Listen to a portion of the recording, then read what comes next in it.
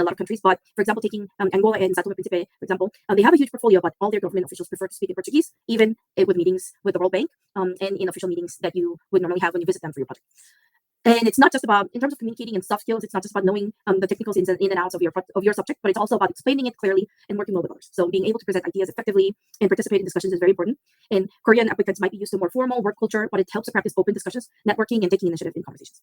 So the World Bank is, I think, a World Bank that looks for a well-rounded professional who are not just experts in the field that they have been in, but also great team players and problem solvers. I think that's why they also, in all interviews, they touch base on the skills and how to work well with others in your work culture. Over to you, Anna.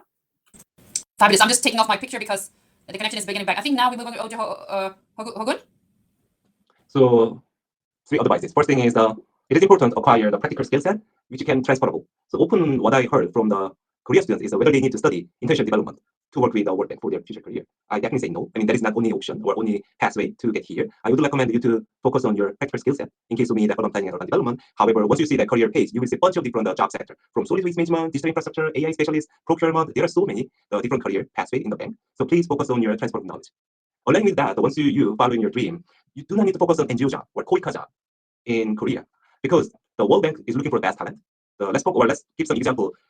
If I were a hiring manager to find out the HR personnel, I would like to hire the person who working with Samsung Electronics, who should oversee like 20,000 employees across the 100 different countries, rather than 200 or 100 local NGO people.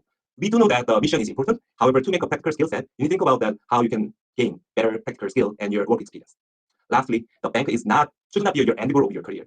Bank is one of the pathway for your career trajectory, for your long-term career goal. Because what I often see is that after getting a job in the bank, people sometimes lose what they want to do. So that's to make your better career trajectory for your long-term career plan. You should think about the bank is not the only place for work with, and that also good for your diversified career plan for your next move. Thank you. Fabulous. Thank you. And I think we got the scene. Yes.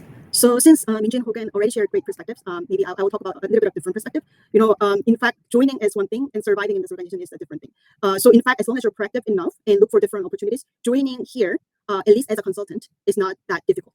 But whether you will survive here, as I said, is a different matter. So I would like to share my 2 cents on how to survive and what I would advise for people with Korean background. So first, strong communication skills. Effective communication is critical for in any workplace, but especially at the bank, it's a bit more essential. It's not just about speaking English fluently, but it's about being able to clearly and concisely explain technical or policy-related concepts to diverse stakeholders internally and externally. So it's also about writing. So strong writing skills is a must. Most work at the bank is documented, whether in reports, policy briefs, project documents. So being able to write with clarity is crucial. And again, it doesn't come naturally also even to native speakers. So you can hone your skills by practicing.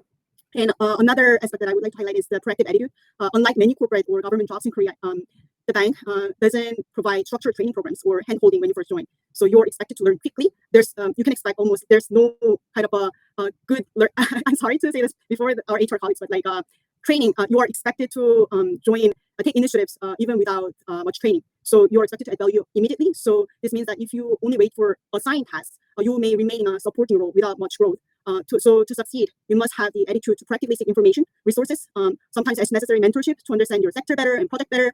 So you rather than waiting for the task, you seek, you almost like propose what you can do and what you would want to do as you are involved in the project. And again, such as solutions, volunteer sometimes for assignments. That's the way to learn and demonstrate your leadership. And lastly, build your network. Networking isn't just about job hunting. It's about positioning yourself within the organization and gaining insights and creating opportunities. So many of the roles for the consultancy positions at the bank are not widely advertised.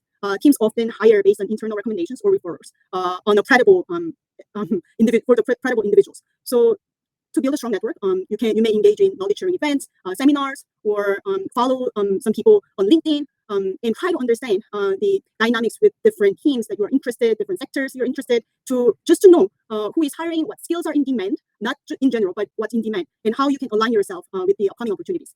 So, I mean, in Korean culture, I grew up in Korea until my undergrad, so I've grown in the culture. But I mean, here at the bank, you need to advocate yourself. It's difficult for Koreans, but you just need to become comfortable with highlighting your contributions, sharing your ideas confidently, and demonstrate your impacts. Thank you for all this extremely useful advice. I think this has been so incredibly useful for the participants. And I want to remind people that you can actually review this session again. You will be sent a link, I think probably tomorrow, where you can review it and you can probably even share it with others. There are a few things I want to just highlight again. So please bear in mind there's lots of free research and data available on our website. So you might find that useful for any of your projects. at university. If you want to improve your English language skills, you can join something called Toastmasters. I know that they have some clubs in Korea. And I would say as well, and I hope my panelists agree, learn English fluently first before focusing on another language. For me, for example, English is the only language needed. I sometimes use my other language skills, but it's not a must, okay? So if you look at the job description, you will see what language is a must and what language is preferred. If it's only preferred, you don't have to worry about it if you don't have it. And think about that maybe the World Bank is not for you at the moment. You might need a stepping stone. That's how I was thinking. I needed to get some more experience before I could join here. So for me, and I don't think that's the same for you guys, but it took me 10 years to find my dream job. And then also, in order to get some, if you think about something to do, what would be helpful? For example, you could get experience of working in a developing country. That might add like some more flavor to your CV. And also bear in mind, like for all the specific programs we offer, we always have seminars. So keep an eye on follow us on LinkedIn. Please do follow me on LinkedIn. Feel free to connect with me. And maybe I'm sure the other panelists will be open to that too, I hope. And so when the Young Professionals program will be advertised, the same with the JPA, even if it might change name, and the same with the internship program, we will have webinars about those programs and explain more. Our previous president, who was born in Korea, called Jim Kim, he used to say that we are looking for people with fire in their bellies. I think what he meant by that was people that are really passionate and really feel passionate about our mission.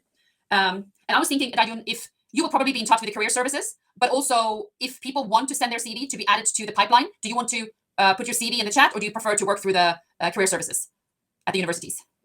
You mean putting my email in the chat? Yes, but what do you think is best? I'm thinking if we should just work maybe with the career services and they can ask the students, or if we should do it here. I have already shared my email with the career services, so they will share with the students. Perfect. So please, everyone who wants to be added to the pipeline for jobs, please make sure you reach out to your career services unless they do it, and submit your CV to them.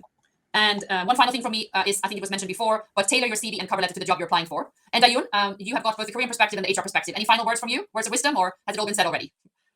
I just want to mention that to the participants, please just think the rejection as a redirection, and do not give up on applying, because I think probably most of the World Bank staff has had some rejections in their lives, and it's very common. Don't be afraid of it. And you can just find your career path by applying to many different jobs. So yeah, that would be my advice.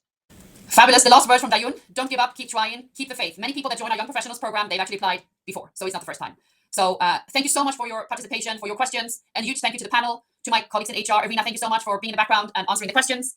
Have a wonderful day, a wonderful weekend. We hope to see you soon. Thank you. Bye-bye. Thank you, everyone. Thanks, everyone. Have a great day.